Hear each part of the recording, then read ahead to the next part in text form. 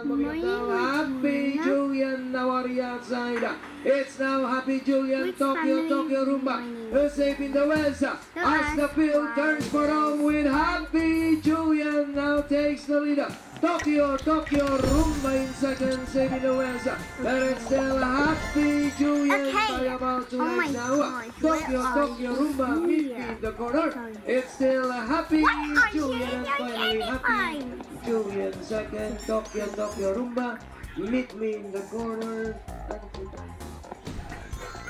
Alright, ito natin naging graba ni Happy Julian sa 1200 meters, 116.2, clips of 24.5, 23.5, finishing at 28.5 for unofficial winner, number 8, Happy Julian, rider 80 Asuncion, owned by Mr. Feliciano de la Cruz, Christopher Boyes, guest.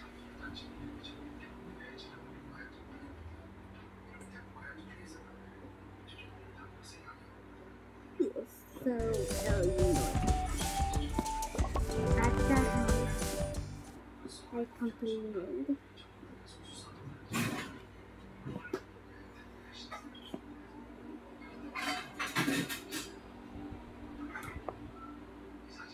Okay, the house that I have from Miss Johnson. I'm here. Why? Money. Yeah. So, ayun mga How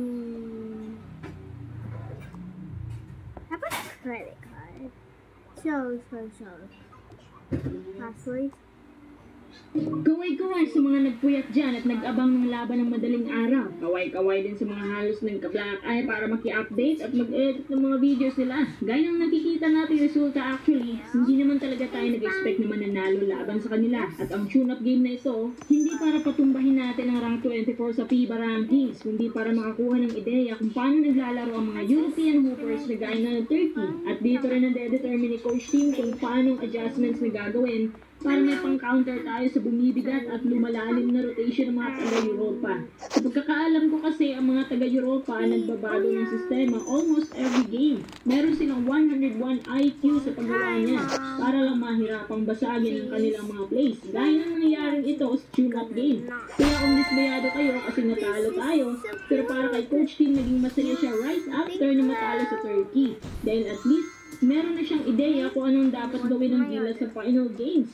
Ayon sa 30 team, ginalingan nga nila at mas lock and load ang roster dahil ang 30 pala ay naghahanda para sa upcoming Eurobasket at hindi para sa FIBA o OTP. Kaya inasahan na natin na sulit ang lineup nila. Kung babalikan natin ang laban nila kaninang umaga, ang hot shooting talaga ni Dev Adon ang nakapagpataod sa Gilas. Samahan mo pa na 5 of 9 mark ng 6'7" na si Tarik Biberovic na nakapagtala at binangunahan ng 30 with 23 points lalo na nung sa crucial basket ay sineryohan din niya ng isang malaking tres ang laban. Habang sa side naman natin, syempre Justin Brownlee nangunguna palagi sa scoring natin. Kaso lang, nakakaalarma nga yung ika-6 na beses na turnovers niya. At 1 out of 7 lamang from deep. Si Junmar nakakuha ng double-double, 17 points, 11 rebounds. Bukod nga sa kanilang dalawa, halos wala ng Gilas boys ang naka-score ng double digits. Si Carl Tamayo hanggang 7 points lang na idagdag. Mas malala kay Soto na fouled out pa sa final 2 minutes and 35 seconds shot clock. Talagang napalaban ng depensa ni Kai Soto dito. Actually, nagawa naman ng Gilas na dikitan ng Turkey, especially pa sa tulong ng mga long-range shot ni Brownlee at 3 puntos na lang ang kalamangan ng Turkey. Kaso, meron silang player na 9 of 9 sa free throw line na si Furkan Korkmaz.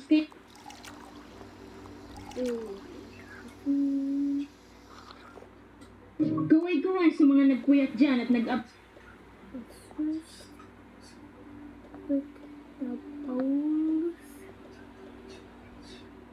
there. I can see. I should make something for my daughter. Because World number 6 last year. Get sleepy. Asian coffee. Asian coffee. She loves coffee and tea, okay? Anong dahilan ng kanyang pagpanaw sa aking tuba? Aksidente, PBA mga idol, babawiin daw ang kampyonato ng Meralco Bulls. At Junmar Fajardo, first time itong ginawa sa PBA Finals. Isang nakakakabang ending nga ang nangyari sa Game 6 mga idol, kung saan pinatumba na ng Meralco Bulls ang powerhouse team na SMB. Tambak nga agad ang talaan sa early quarter pero nag-massive run nga itong SMB para idikit ang laban. Hindi pa palang mangyayari dahil sa natitirang 3 seconds. Tagal ngang hinintay ng Meralco Bulls ang pagkakataon na ito.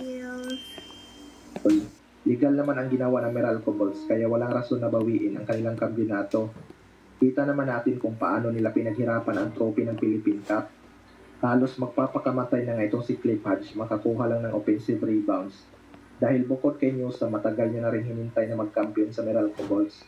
Kahit sino ang tanongin mga idol, deserve talaga ng Meralco Bulls ang kampiyonato na to dahil kita naman natin kung gaano nila pinaghirapan makuha ang kanilang first championship.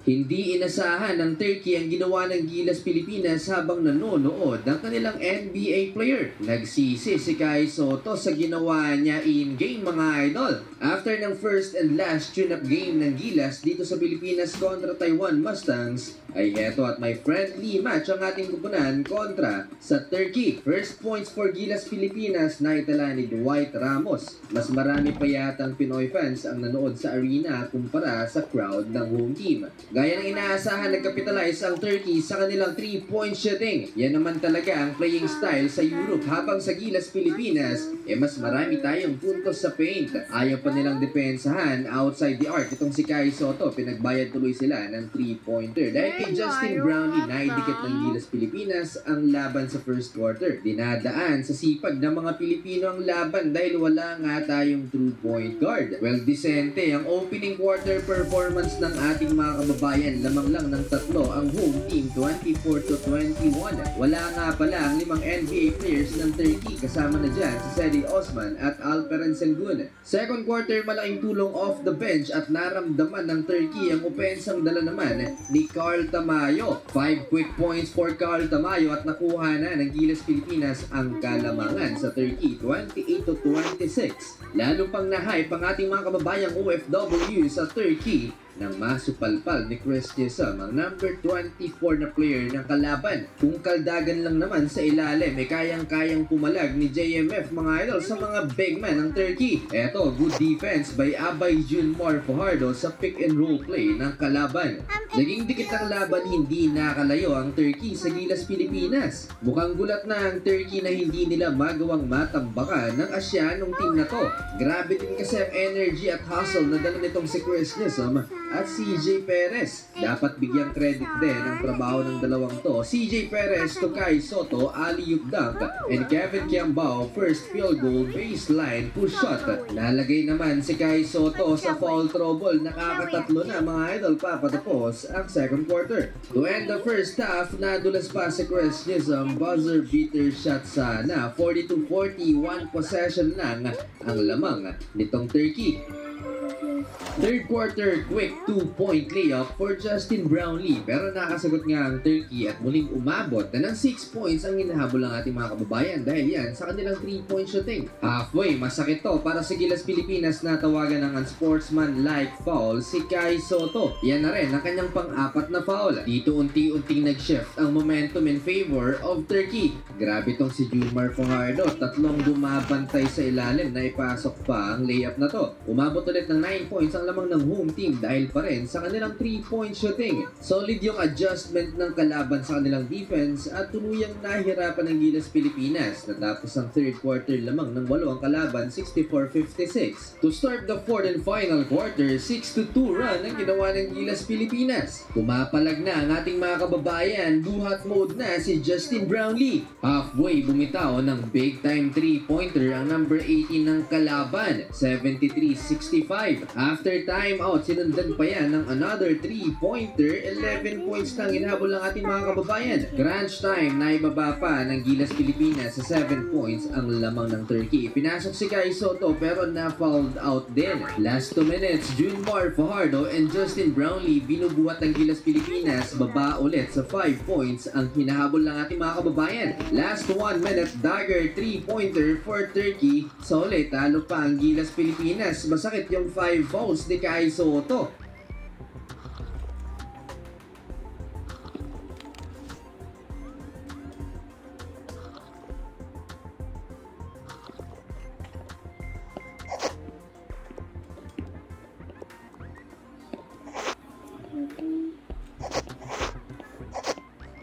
Let's go. Okay.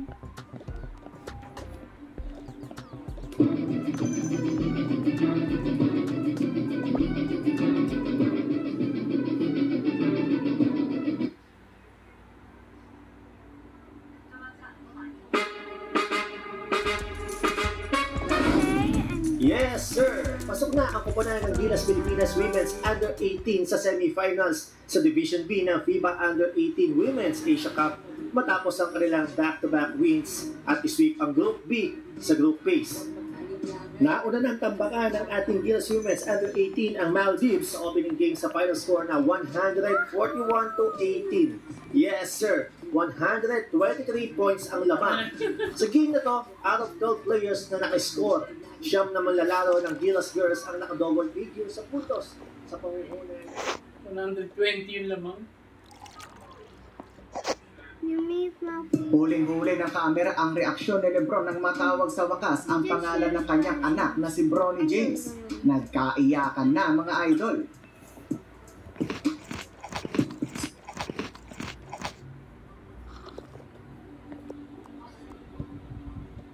Yummy things, Mom. You're welcome. Yes.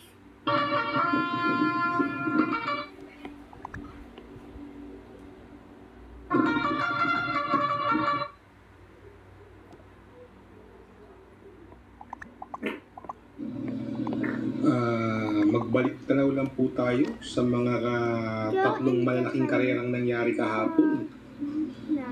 Ito po, yung 3-year-old locally bred stakes race kung saan nagwagi si Primavera.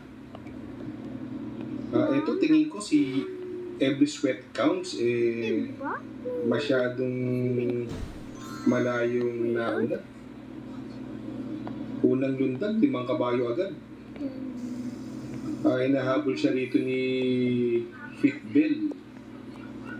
Ni Ruby Bell, Ruby Bell. At ni Dakis sa loob.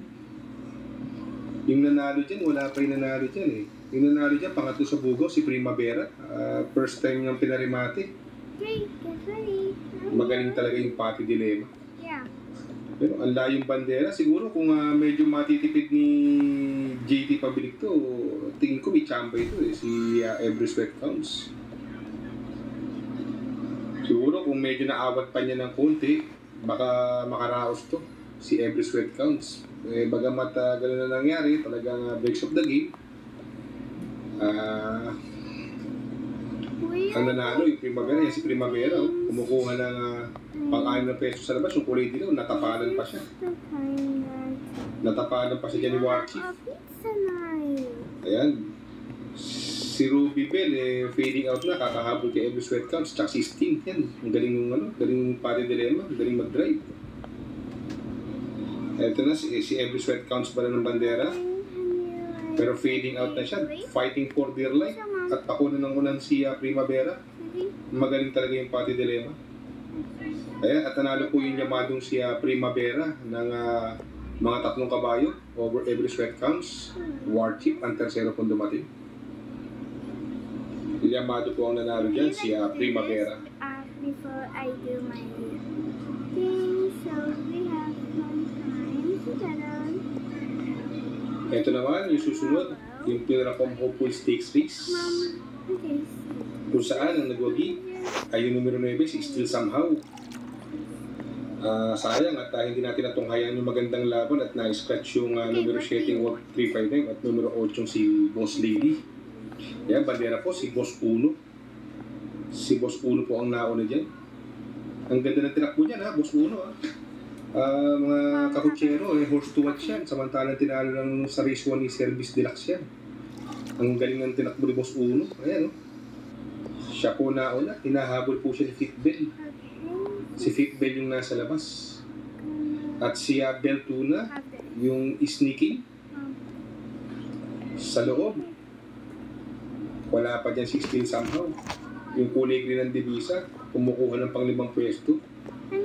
Bandera pa rin si Beltuna, habulan sila ni Fitbel. Ang galing ni Boss Uno ha.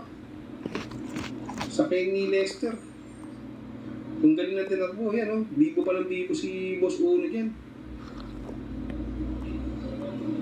Si Fitbel, lucha ng lucha sa kanya. At swak po sa loob si Beltuna. Kumukuha na po ng segundo pwesto. At yung nasa labas, Steel somehow. Siguro naging breaks of the game dito. Yung maganda rin yung preba ni Steel somehow nung nag-barrier sa Milla. Nag-puno 42.6.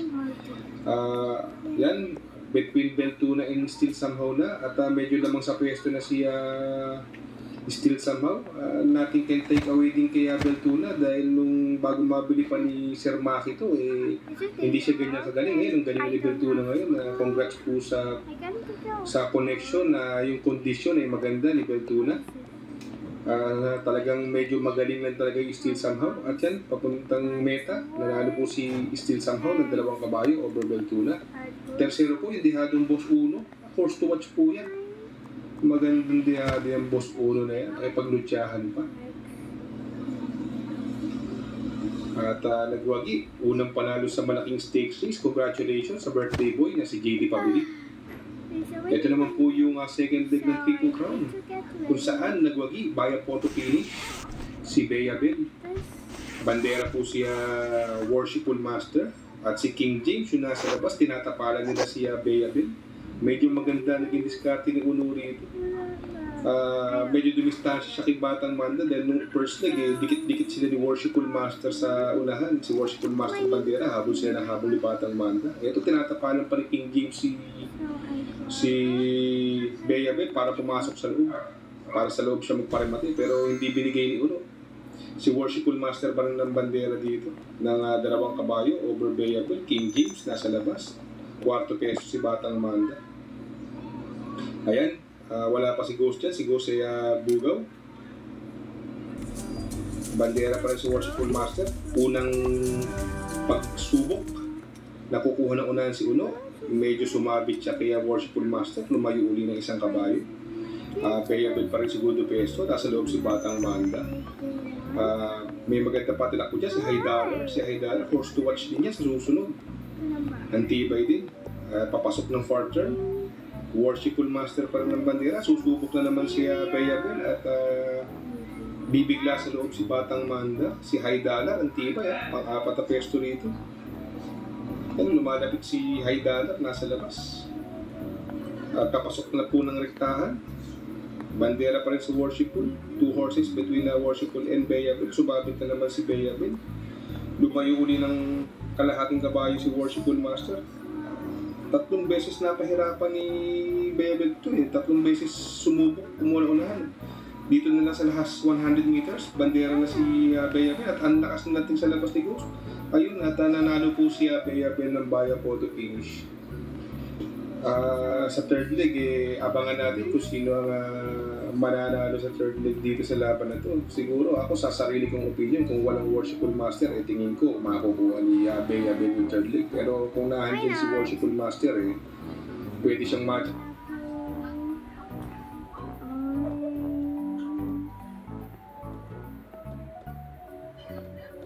How much is this? $10. It's cheap.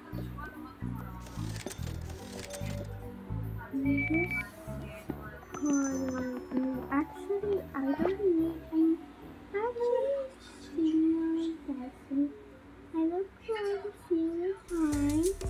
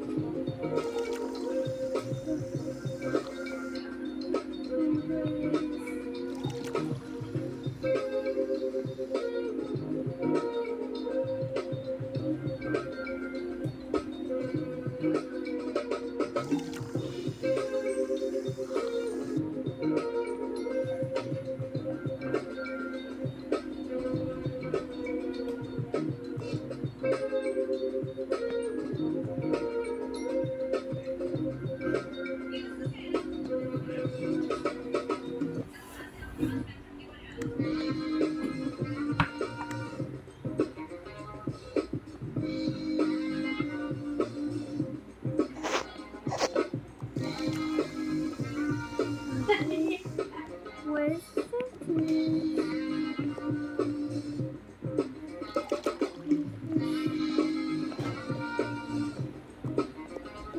my lottery, so I'm gonna go.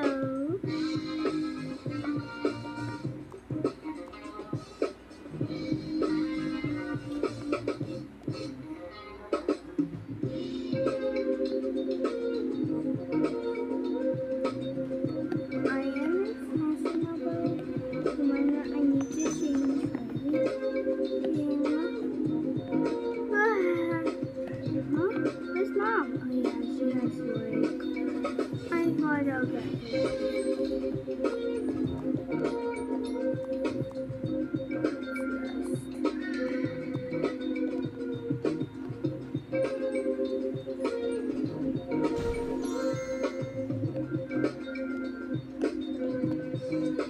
my mask.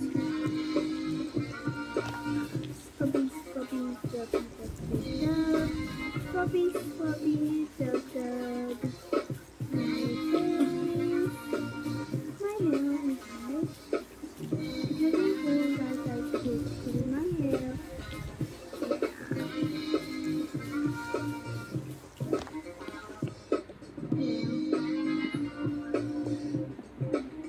So, just have to try your nail.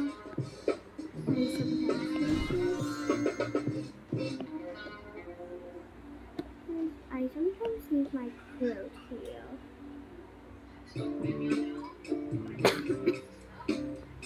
I really wear oh.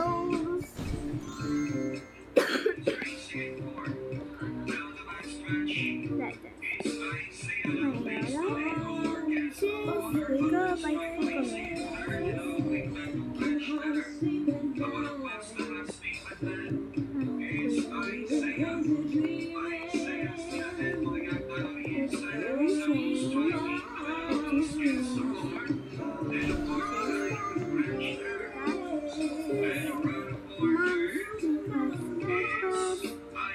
because you know my favorite cereal that I hate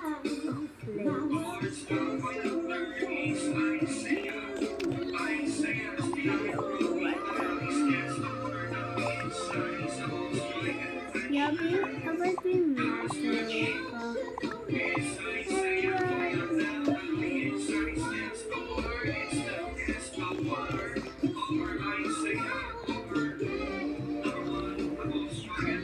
Because it doesn't go well with coffee. It doesn't go well. Because it's so disgusting.